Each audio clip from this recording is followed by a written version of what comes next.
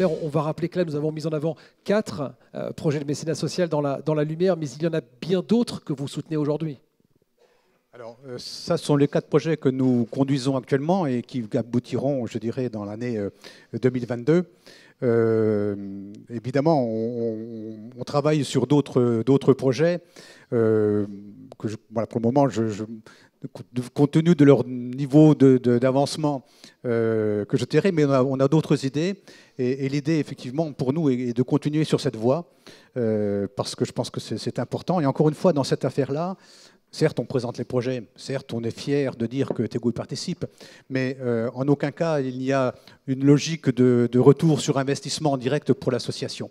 Donc c'est quelque chose qui est philanthropique et sur lequel nous continuerons à nous investir avec d'autres idées en tête, effectivement, qui seront développées à la vitesse que nous permet la petite équipe de 12 personnes qui est la nôtre pour avancer sur ce genre de projet. Vous imaginez bien que c'est un peu lourd, mais nous continuons. Et vous faites un travail formidable et je crois que vous pouvez applaudir ce soir les 12 membres de l'association Tego. Alors, je vous laisse le mot de la fin dans quelques instants, juste pour vous dire que nous allons nous retrouver au premier étage dans les magnifiques salons pour continuer à partager ensemble autour de tous les messages forts qui ont été passés et transmis ce soir. Président, je vous laisse le mot de la fin. Merci. Très rapidement, d'abord, pour renouveler mes félicitations aux lauréats qui nous ont été présentés tout à l'heure. Je crois que c'était largement mérité.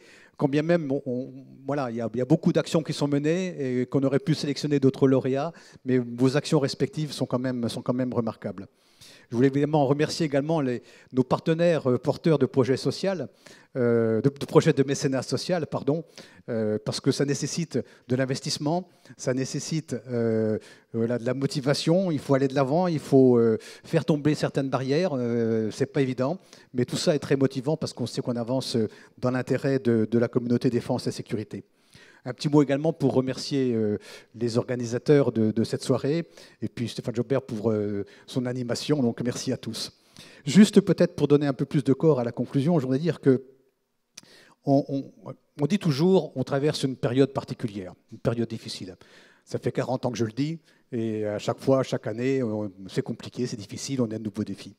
Je crois qu'aujourd'hui, les défis, au-delà du contexte international particulièrement instable, celui de la dégradation économique suite à l'impact du Covid, évidemment, avec le risque d'inflation que l'on voit venir, la fracturation sociale qui est quand même une réalité aussi, qu'on le veuille ou non, qui existe dans notre société. Tout cela, évidemment, est à prendre en compte et a un impact directement sur le moral des troupes. Et on sait combien la force morale est importante. Et je crois que ce qui se passe d'ailleurs actuellement en Ukraine montre bien que face à la puissance militaire, la force morale est importante. Et je pense qu'il est fondamental que nous inscrivions, nous, associations, aussi notre action, en prenant en compte ce contexte.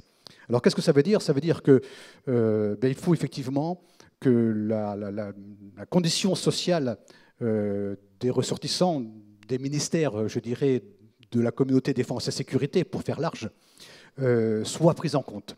Et notre ambition, c'est de participer, de contribuer, même si c'est ponctuel, même si c'est modeste, à l'amélioration de cet environnement social qui constituera un élément d'attractivité, de fidélisation, de renforcement de la force morale de nos militaires. Et je crois que c'est la moindre des choses. En tout cas, en tant qu'ancien militaire, j'estime que nous devons aujourd'hui à l'institution. Voilà, et donc le message que je veux passer, c'est réaffirmer l'engagement de l'association Tego aux côtés d'autres. Nous ne sommes pas les seuls acteurs. Des associations, d'autres acteurs mutualistes interviennent également, nous le savons, et donc on n'a aucune volonté de s'approprier quoi que ce soit.